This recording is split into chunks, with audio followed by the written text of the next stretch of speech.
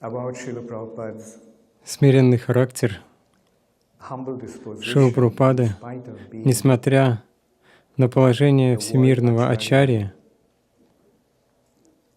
was displayed through показал один one случай. incident.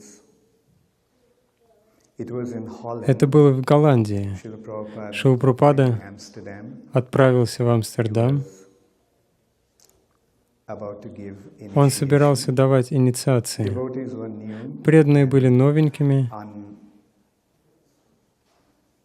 not trained и не обученными properly, правильным so they didn't know образом, how to так что они не знали, как все организовывать.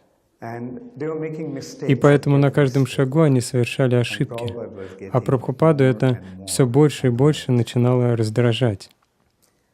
And then finally Prabhupada, В when конце he came to концов, the Прабхупада пришел в temple храмовую or комнату whatever it was, или в комнату, где они обычно собирались вместе, where they потому used что to в то время там gather еще не было храма. at that time.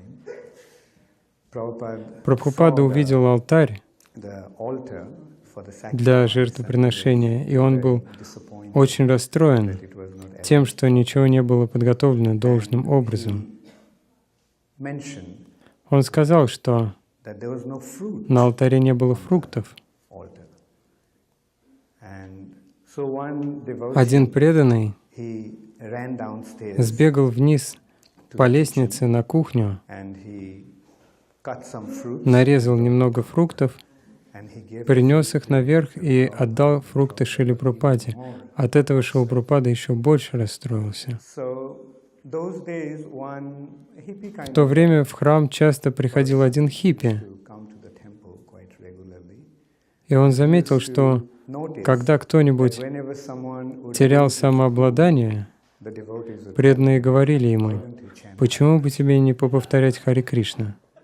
So when he saw that Prabhupada, Когда он увидел, что Прабхупада начал волноваться, so he told Prabhupada, он сказал Прабхупаде: why don't you chant Hare «Почему бы тебе не поповторять Харе Кришна?»